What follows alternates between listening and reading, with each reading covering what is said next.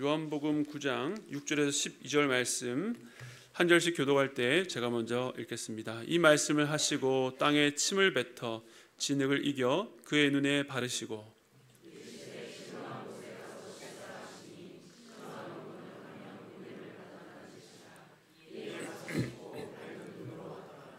이웃 사람들과 전에 그가 거린인 것을 보았던 사람들이 이르되 이는 앉아서 구걸하던 자가 아니냐.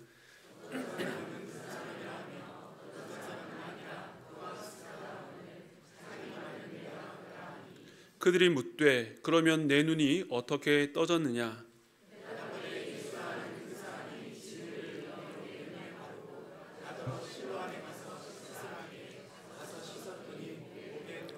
함께 읽겠습니다. 그들이 이르되 알지 못하노라 하니라. 아멘. 네, 오늘은 실로암에 가서 씻으라는 제목으로 하나님의 말씀을 나누겠습니다. 지난주에는 날 때부터 맹인이 되었던 사람을 보고 했던 제자들의 질문과 그에 대한 예수님의 대답을 함께 말씀을 중심으로 살펴보았습니다. 이렇게 실로암 표적의 앞부분에 대해서 많은 시간을 할애해서 좀 더 깊이 나누게 된 것은 이 일이 인생의 고난과 재화의 연관성이라고 하는 아주 중요한 주제를 다루고 있기 때문입니다. 물론 우리 중에 날 때부터 맹인된 사람은 없겠지만 어떤 불행이나 고난을 겪게 될 때에 본능적으로 마음속에 내가 이 벌을 받을 만한 어떤 죄를 지은 것은 아닌가라는 두려움을 갖게 됩니다. 사람들은 뻔뻔하고 대담하게 죄를 짓다가도 그 죄가 주는 즐거움과 만족의 시간이 다하고 나면 그 죄에 대한 심판이 두려워집니다. 그것은 죄인으로 갖는 정죄감이요 심판받을 것에 대한 두려움과 불안감에서 떨칠 수 없기 때문입니다. 우리가 생각하기에 모든 안 좋은 것들, 질병과 재난과 괴로움은 인간의 타락 이전에는 없었던 것입니다. 그러므로 인생이 이 땅 위에서 겪는 모든 고통과 괴로움은 결국 인간의 죄로 인한 결과입니다.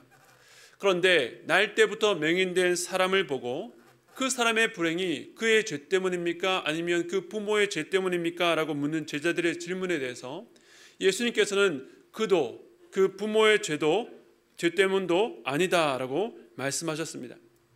언뜻 보면 이 맹인의 불행과 죄가 아무런 상관이 없다라고 하신 것 같지만 사실 예수님은 이 죄와 불행과의 관계가 사람들이 일반적으로 생각하는 것보다 훨씬 더 깊고 심오하다는 것을 가르치시기 위해서 그렇게 말씀하신 것이었습니다.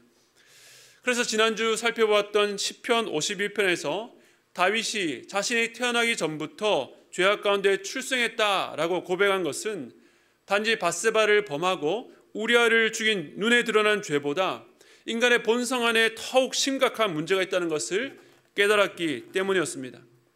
물론 다윗이 저지른 범죄는 참으로 비열하고 악한 것이지만 그보다 더욱더 악하고 심각한 것이 인간의 본성 안에 깊이 뿌리 박혀 있는 것입니다. 그래서 예수님은 사람들의 불행을 볼 때에 겉으로 드러난 현상만 보고 자신의 주관적인 생각이나 얕은 지식으로 함부로 판단하는 것을 금지하신 것입니다. 하지만 우리는 쉽게 단정짓고 빨리 결론 내리려고 합니다. 이 일은 이것 때문에 일어난 일이요, 또 내가 과거에 이런 잘못을 했기 때문에 지금 하나님께서 내게 이런 벌을, 이런 어려움을 주신 것이라고 자신에 대해서 또 남들의 불행에 대해서도 쉽게 결론 내리는 경향이 있습니다. 문제는 그렇게 섣불리 내는 결론이 우리에게 영적으로 악영향을 끼친다는 것입니다. 진단이 잘못되었기 때문에 당연히 해결책도 엉뚱한 방향으로 튑니다. 막연한 심판이 두려워서 주님 앞에 기도하고 매달리지만 하나님의 사랑, 하나님의 용서의 은혜를 바라며 아버지 앞에 나가는 자녀가 아니라 심판자의 눈치를 보는 종처럼 단지 당장의 처벌을 면하고자 몸부림치는 것입니다. 우리가 인생에서 어렵고 힘든 일이 닥치면 단번에 내가 하나님 앞에서 열심을 내지 않아서 그런 것이라고 생각합니다. 그래서 기도하고 말씀을 읽어야 되겠다라고 솔루션을 찾습니다. 아마 이것이 모든 신앙인들의 만병통치약독과 같은 그런 솔루션일 것입니다. 가장 빠르고 쉬운 결론입니다.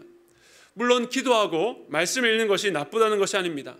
그러나 단지 내 눈앞에 있는 문제에서 벗어나기 위한 기도와 말씀은 잘못된 처방일 수 있다는 것입니다. 우리가 해야 될 것은 빨리 해결책을 찾는 것이 아닙니다. 잠잠히 하나님 앞에 서서 주님께서 이 문제에 대해서 무엇이라고 말씀하시는지를 먼저 들어야 합니다. 날 때부터 맹인된 사람을 향한 주님의 말씀은 무엇이었습니까? 주님은 제자들에게 너희들이 알 수 없는 일, 풀어낼 수 없는 그 문제에 집착하지 말고 하나님께서 이제 그에게서 나타내실 일, 그를 통해서 일으키실 일을 바라보라고 말씀하셨습니다. 그 일은 무엇입니까? 나를 보내신 이의 일, 즉 하나님께서 보내신 예수를 통해서 행하실 일, 하나님의 일이자 동시에 예수 그리스도의 일입니다. 더욱 놀라운 것은 주님께서 이 일이 우리가 할 일이라고 말씀하셨다는 것입니다. 즉 어둠 가운데 빛을 비추는 일, 빛을 비추어 그들을 자유케 하는 일, 해석할 수 없는 불행을 만나 절망과 좌절 가운데 있는 자들에게 소망을 주는 일, 그것이 우리의 일이요 교회의 일이라고 말씀하십니다. 오늘은 그 일이 무엇인지 구체적으로 함께 살펴보기를 원합니다. 제자들에게 말씀을 마치신 뒤에 예수님은 몸을 돌려 그 맹인에게 이렇게 행하셨습니다. 요한복음 9장 6절 말씀 우리 함께 읽겠습니다. 시작. 이 말씀을 하시고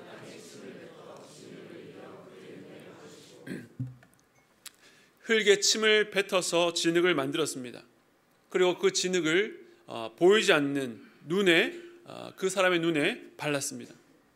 많은 신학자들이 이 예수님의 특이한 행위가 어떤 뜻인지 해석하려고 애썼는데 대표적으로 두 가지만 말씀을 드리면 어떤 학자들은 이 진흙을 예수님이라고 해석했습니다.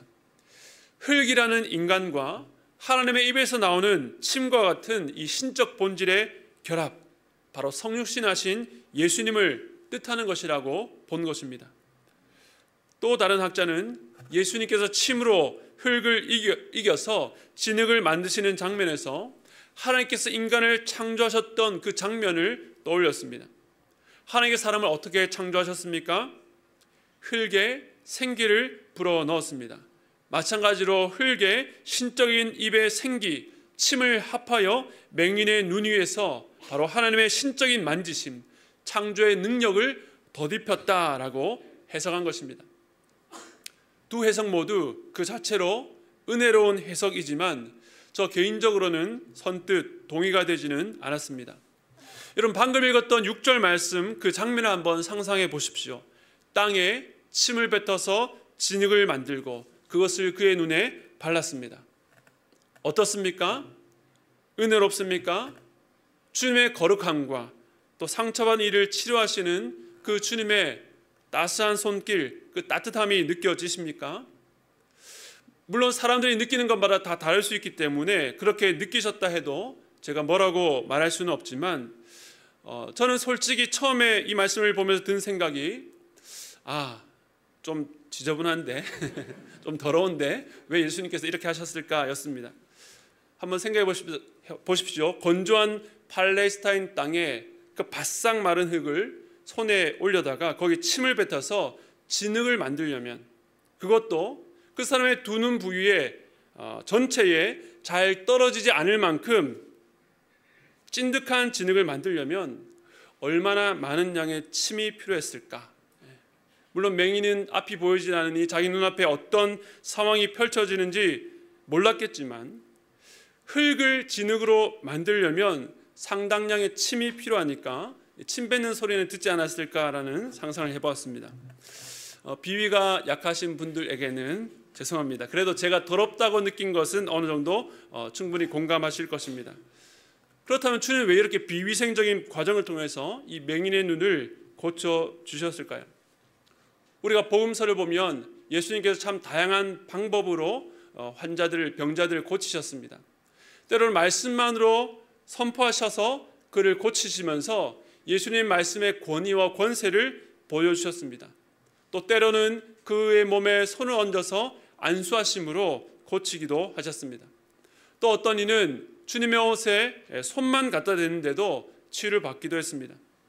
물론 예수님은 이 맹인된 자에게도 말씀만 하셔도 그의 눈을 뜨게 하실 수도 있었습니다. 그런데 주님은 그렇게 하지 않으셨습니다. 왜냐하면 주님께서는 이렇게 행하심으로 무언가 중요한 메시지를 전달하기 원하셨기 때문입니다. 단지 한 맹인의 눈을 뜨게 하는 능력이 예수님께 있다라는 그것을 알려주시기 위해서가 아니라 이 모든 과정을 통해서 하나님이 그에게 나타내실 일이 무엇인지를 드러내려고 하셨습니다. 그렇기 때문에 이 주님의 특이한 행동에서 그 의미를 찾는 것이 중요합니다. 주님께서는 침과 땅의 흙을 사용하셨습니다. 우리의 일반적인 상식에서도 그렇지만 성경에서도 침은 더러운 것이요, 침 뱉는 것은 경멸의 표시입니다. 흙은 또 어떻습니까? 아담과 하와가 죄를 범했을 때에 하나님께서 사람을 향해서 저주하셨던 말씀이 내가 흙이니 흙으로 돌아갈 것이라고 말씀하셨습니다. 이처럼 흙은 낮고 비천한 것을 의미합니다. 그런데 지금 주님께서는 이 낮은 것에다가 경멸의 표시인 침을 뱉어서 그것으로 진흙을 만들었습니다. 더럽고 추한 것입니다. 그리고 그것을 맹인의 눈에 발랐습니다.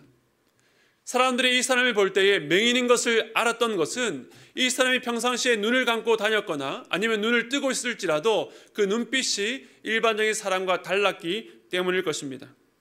그런 그에게 그 더러운 진흙을 눈 위에 바르는 것은 그야말로 이 사람이 눈에 무언가 문제가 있다, 그가 맹인인 것을 더욱더 드러내는 표시가 되었을 것입니다.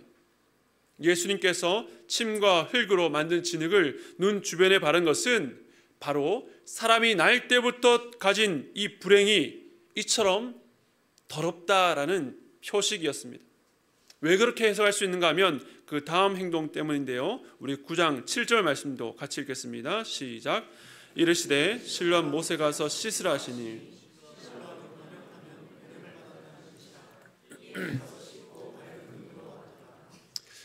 예수님께서 어떤 과정을 통해서 맹인의 눈을 최종적으로 치유하셨습니까? 주님의 말씀대로 실로암에 가서 그 물로 눈 위에 덮여진 더러운 진흙을 깨끗이 씻었을 때에 비로소 밝은 눈이 되었습니다. 물로 더러운 진흙을 씻는 과정을 통해서 맹인된 불행에서 벗어나게 된 것입니다. 왜 주님은 씻는 행위와 이 치유 과정을 연결하셨을까요? 물론 주님께서 그나 그 부모의 죄 때문이 아니라고 했지만 제가 거듭 말씀드리는 것처럼 인간의 불행은 결국 죄와 관련되어 있을 수밖에 없습니다. 이 땅 위에서 죄 없는 고난을 당하신 분은 오직 한 사람, 예수 그리스도밖에 없기 때문입니다. 지난주에도 말씀드렸던 것처럼 맹인의 불행과 관련된 죄는 눈에 드러난 죄가 아니라 훨씬 깊은 심오한 죄를 말합니다. 인간의 본성 안에 깊이 내재되어 있어서 일반적인 사람들이 전혀 감각하지 못하고 많은 사람들은 그것을 부인하지만 정말로 실자여 인간 스스로는 결코 벗어날 수 없는 본성적인 죄를 말합니다. 신학 용어로 그것을 원죄라고 합니다. 사람이 왜 죄인입니까? 죄를 지어서 죄인이 아니라 바로 그 원죄 때문입니다. 아담과 하와가 타락함으로 말미암아 모든 인류가 죄에 오염되게 되었고 그 죄에 대한 심판 아래에 있게 되었습니다. 나는 아담과 하와가 누군지도 모르고 그의 타락과 무관하다라고 주장해도 소용없습니다. 한 기업의 회장이 잘못된 선택으로 그 기업이 망하게 되면 그 기업에 속한 모든 직원들이 같이 고생하는 것처럼 모든 인류의 대표자인 아담이 죄를 지었기 때문에 그와 운명 공동체인 사람들은 그 죄의 영향 아래 살아갈 수밖에 없는 것입니다. 그래서 사람은 이미 타락한 상태로 태어납니다. 무언가 잘못을 저지르기도 전에, 아니 무언가 생각하고 판단하고 선택하기 전에 죄인으로 태어나는 것입니다. 그래서 인간의 삶은 불행과 고통일 수밖에 없습니다. 내가 무언가 잘못을 해서 고난을 받는 것이 아니라 죄를 갖고 태어난 그 존재 자체가 불행인 것입니다. 사람이 극복할 수 없는 불행입니다. 요한복음 9장에서 날 때부터 맹인된 사람은 모든 사람이 그와 같이 태어나기 전부터 죄로 인해서 불행한 가운데 태어났음을 보여줍니다. 그리고 주님은 이 맹인을 통해 모든 인류가 처한 영적 상황과 어떻게 그 불행에서 벗어날 수 있는지를 보여주기를 원하셨던 것입니다. 물론 장애가 더러운 것은 아닙니다. 그러나 주님은 그 맹인의 눈에 더러운 진흙을 묻힘으로 인간이 본질적으로 처한 그 불행은 이 죄로 말미암은 더러움이라는 것을 보여주셨습니다. 육체적으로 앞이 보이지 않는 인생을 통해 영적 맹인으로 자신의 영적 상태를 볼 수 없는 죄인을 구원하시는 주님의 일하심을 보여주려고 하신 것입니다. 우리가 겉으로는 말끔한 옷과 얼굴로 좋은 집과 차를 갖고 좋은 대학을 나와서 좋은 직장에서 교양 있는 말투로 살아간 것 같지만 그의 본질적인 내면의 상태는 죄로 말미암아 더럽혀져 있는 것입니다. 그런데 주님께서 그 더러운 죄인, 벗어날 수 없는 불행 가운데 있는 자들을 어떻게 치유하십니까? 그 더러운 것을 깨끗하게 씻어주셔서 치유하십니다. 그런데 이 물은 그냥 물이 아닙니다. 아까 읽었던 7절에 보면 실로암 못인데 친절하게 그 뜻을 설명해 줍니다. 이 실로암 못은 예루살렘 성전 남쪽에 있는 위치에 있는데 지난번 5장에서 예수님께서 병자를 고치셨던 그 베데스다 못과 함께 예루살렘에 있는 두 개의 못 중에 하나입니다. 이 못은 주전 8세기 후반에 히스기야 왕이 아수르 왕의 위협으로부터 대비하기 위해서 예루살렘 성읍에서 500m 떨어져 있었던 그 기온강에서 물을 끌어다가 실로암까지 안반을 뚫어서 터널을 파서 공급하게 했습니다. 제가 신대원 졸업여행 때 예루살렘으로 갔을 때에 그 실로암 그 터널을 통과해 본 적이 있습니다. 거기서 다 같이 실로암이란 찬양을 들었는데 아직도 그 찬양 소리가 귀에 쟁쟁합니다.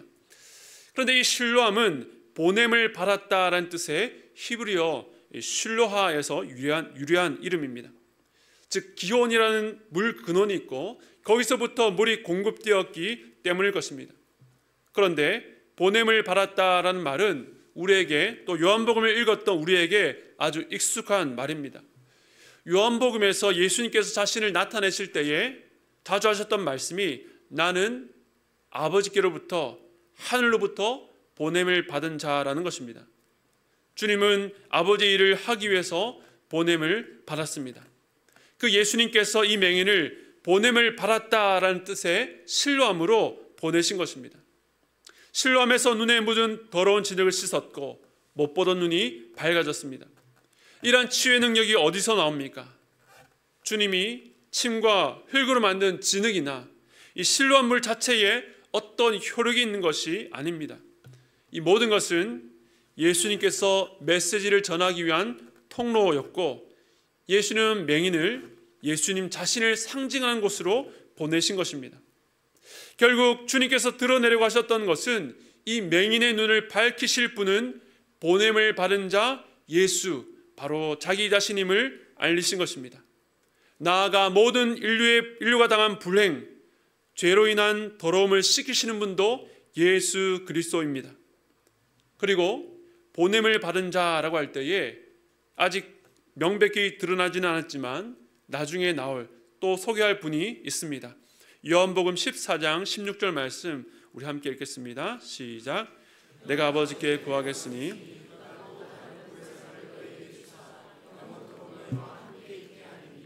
아멘. 지금 이 말씀을 하신 분은 예수님입니다. 그가 하나님께 구하시는데 하나님께서 또 다른 보혜사를 제자들에게 보내시겠다라고 하셨습니다. 보혜사란 말은 돕는 자라는 뜻인데요. 그 보혜사가 누구신지 한 구절만 더 보겠습니다. 14장 26절 함께 읽겠습니다. 시작. 보혜사 곧 아버지께서 내 이름으로 보내실 성령 그가 너에게 모든 것을 가르치고 내가 너에게 말한 모든 것을 생각나게 하리라. 아멘. 아버지께서 예수님의 이름으로 보내실 성령을 말합니다. 그러므로 예수님의 요청으로 아버지께서 보내시는 분은 또 다른 보혜사인 성령님입니다. 먼저는 아들이신 예수님이 보혜사로 이 땅에 오셨고 그 이후에 성령께서 또 다른 보혜사로 이 땅에 오실 것입니다. 그렇다면 다시 말씀으로 돌아가서 이 죄인을 깨끗하게 해서 고치시는 분은 예수님이란 말입니까? 성령님이란 말입니까? 결론부터 말하면 예수님도 맞고 성령님도 맞습니다. 요한복음 9장의 표적은 단순한 기적이 아니라 이 치유 사건 안에 지난 7장과 8장에서 하셨던 예수님의 말씀이 담겨 있습니다. 마치 9장은 한 사건을 통해서 7장과 8장에서 하셨던 주님의 말씀을 실제로 보여주는 것 같습니다. 복습을 해보면요, 지난 7장에서 예수님께서 나를 믿는 자는 그 배에서 생수의 강이 흘러나오리라고 하셨습니다. 이 생수가 무엇입니까? 바로 믿는 자가 받을 성령입니다. 예수님은 생수의 근원이시고 생수는 성령입니다. 목마른 자가 그 목마름을 해결하기 위해서는 예수님께 나와 생수이신 성령을 받아야 합니다. 오늘 본문에 나오는 물은 더러움을 깨끗하게 하는 것을 보여줍니다. 즉 인류의 목마름은 죄의 문제, 이 더러움과 결부되어 있다는 것을 말씀하고 있는 것입니다. 죄로 인해 더러워진 자가 예수께 나오면 생수이신 성령을 받게 됩니다. 우리의 죄 문제를 해결하기 위해서 어디로 가야 됩니까? 바로 실로암으로 가야 합니다. 바로 예수 그리스도께로 가야 합니다. 우리가 그분께로 갈 때에 이제는 우리 속에서 끊임없이 생수의 강이 흘러나와 성령을 통해서 깨끗해지며 거룩해지게 되는 것입니다. 지난번 예수님께서 맹인의 불행을 통해 그에게서 하나님이 하시는 일을 나타내시겠다라고 하셨는데, 예수님께서 오늘 본문을 통해 나타내신 일은 바로 예수님이, 그리고 그 이후에는 성령을 통해서 죄로 인해 더러워진 인간의 불행을 깨끗하게 하실 것이라고 하신 것입니다. 그렇다면 맹인은 어떻게 이러한 은혜를 누리게 되었습니까? 맹인은 주님의 말씀에 단순하게 순종했습니다. 맹인은 예수님이 자기 눈에 다짜고짜 진흙을 바르는데도 거부하지 않고 가만히 있었습니다. 그리고는 주님께서 실로암 못에 가서 씻으라 말씀하셨을 때에 질문하지 않고 그대로 갑니다. 제 눈에 바른 것이 무엇입니까? 왜 실로암 못에 가서 씻어야 됩니까? 그렇게 씻게 되면 무슨 일이 일어납니까? 왜 내가 당신 말을 따라야 됩니까? 라고 묻지 않았습니다. 사실 신비입니다. 맹인이 어떻게 주님의 말씀에 순종할 수 있었을까? 제가 맹인 당사자가 아니라서 다 알 수 없지만 그래도 오늘 본문에서 유일한 단서를 찾는다면 예수님의 말씀이라고 생각합니다. 보통 맹인들이 청각이 굉장히 발달했는데 이 맹인도 날 때부터 맹인이었기 때문에 청각이 굉장히 발달했을지 모릅니다. 길을 가다가 무리들의 소리를 듣습니다. 들어보니 랍비와 제자들과의 대화입니다. 그리고 그분 중에 한 분이 예수인 것도 알았습니다. 그런데 제자로 보이는 무리들은 지금까지 자기가 살아오면서 수없이 들었던 그 말을 반복합니다. 그 사람이나 그 부모의 죄 때문에 벌 받는 거야. 맹인에게는 별로 새로울 것이 없는, 너무나 많이 들어왔기 때문에 이제는 더 이상 상처조차 되지 않는 그런 말이었을지 모릅니다. 속으로 에고 또 그 소리구만. 그래도 좋으니 나를 불쌍히 여겨 석선이나 두둑히 했으면 하는 마음을 먹었을지 모릅니다. 그런데 그 다음 주님의 말씀이 이 맹인의 귀에 들립니다. 우리 요한복음 9장 3절 말씀 다시 한번 읽겠습니다. 시작. 예수께서 대답하시되 이 사람이나 그 부모의 죄로 인하는 것이 아니라. 아멘. 그에게서 하나님이 하시는 일을 나타내고자 하심이라. 다른 사람도 아니고 맹인인 나에게 하나님께 저주와 심판을 받았다고 평생 사람들의 조롱과 정죄받으며 살아왔던 내게도 그런 일이 일어날 수 있는가? 지금껏 한 번도 들어보지 못한 소망의 말씀이었습니다. 그런데 그 말씀하신 분이 자기 눈에 진흙을 바르고 실로암으로 가서 씻으라고 합니다. 두말하지 않고 떠납니다. 그가 그 길을 가면서 어떤 마음이었을까요? 나에게 하나님께서 나타내신 일이 무엇일까? 라는 기대감 아니었을까요? 내가 이전에 만나보지 못했고 그가 누구신지 아직 제대로 알 수 없지만 그분께서 나를 향해서 말씀하실 때에 이상하게도 그 말씀대로 해봐야 되겠다라고 하는 작은 믿음이 생긴 것입니다. 이처럼 주님의 말씀에 순종하는 그의 모습을 통해 보여주는 것이 무엇입니까? 다시 복습입니다. 지난 8장에서 누가 하나님의 말씀을 들을 수 있다고 했습니까? 하나님께 속한 자가 하나님의 말씀을 듣습니다. 주님께서 진리를 말씀하실 때에 그 말씀에 순종하는 그 모습을 통해 그의 소속이 하나님이라는 것을 알려주는 것입니다. 그리고 앞이 보이지 않던 자가 이제 보게 되었을 때에 그가 무엇을 느꼈을까요? 그것은 자유입니다. 항상 지팡이와 누군가의 손에 의지해서 눈을 제외한 모든 감각을 집중해서 어딘가에 부딪혀 또 걸려 넘어질 만한 것이 없을까 불안한 마음으로 살았던 그가 이제 눈이 밝아져서 보게 되었을 때에 자유를 경험했을 것입니다. 이것이 지금까지 내가 볼 수 없었던 세상이구나. 이것이 자유구나. 진리를 알지니 진리가 너희를 어떻게 해요? 자유롭게 하리라. 이처럼 맹인이 믿음으로 행한 그 순종을 통해 그의 더러움이 깨끗해지며 볼 수 없어서 답답했던 인생에 자유를 누리게 된 것입니다.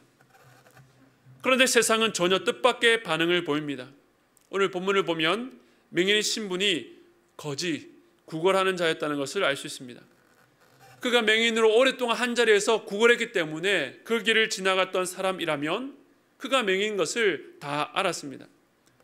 그런데 그가 어느 날 갑자기 눈을 떠서 보고 있는 것입니다. 도저히 눈으로 보면서도 믿을 수 없었습니다. 그래서 그 맹인이 아니라 닮은 사람이 아닌가라고 하는 사람들도 있었습니다. 그래서 묻습니다. 어떻게 내 눈이 떠졌냐고. 맹인이었던 사람은 단순하게 대답합니다. 요한복음 9장 11절 말씀 함께 읽겠습니다. 시작. 대답하되 예수라는 그 사람이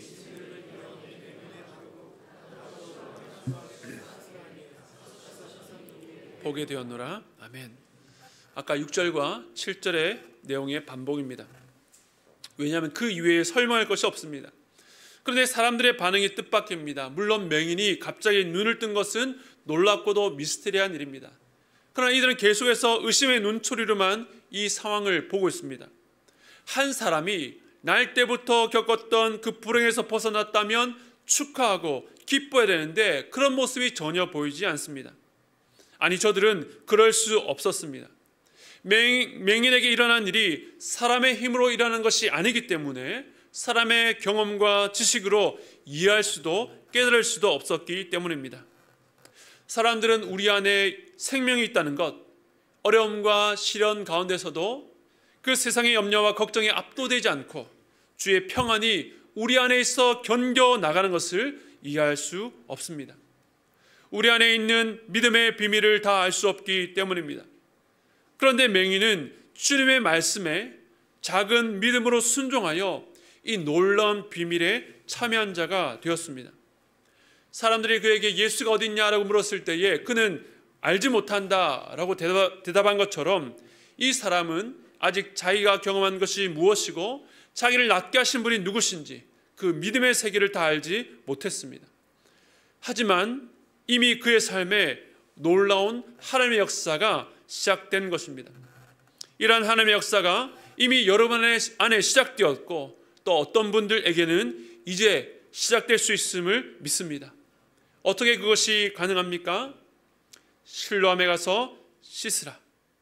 실로암 못에 가라. 예수께로 나오라는 명령입니다. 이 말씀 앞에 여러분은 어떻게 반응하시겠습니까? 길에 앉아 있지 말고 너 있는 모습 그대로 살지 말고 실로암으로 하나님께서 이 땅에 보내신 예수께로 가라고 말씀하십니다. 그러므로 이제 그 주님의 말씀에 순종해서 나아가십시오. 믿음으로 순종하면 흑암과 어둠에 있던 너에게 새 생명을 주리라 말씀하십니다. 예수님은 우리의 가장 근본적인 문제요, 인간의 힘으로는 도저히 풀어낼 수 없는 그 죄의 더러움을 씻어주시고 우리에게 새 삶을 열어 자유케 하시는 분입니다. 그러한 주님께서 오늘 여러분을 초청하십니다. 주님께로 나아가십시오. 주님께서 여러분을 향해서 오라고 말씀하십니다. 다 몰라도 괜찮습니다. 다 이해가 되지 않아도 괜찮습니다. 대단한 믿음을 요구하는 것도 아닙니다. 그저 내 힘으로 도저히 극복할 수 없는 일, 아무도 어떤 것으로도 극복할 수 없던 일을 만나서 소망 없던 자리에 살던 그 자리에서 일어나 나에게로 오라. 하나님의 일을 나타내실 것이라는 그 기대의 말씀을 붙들고 소망을 갖고 출발하라고 말씀하십니다.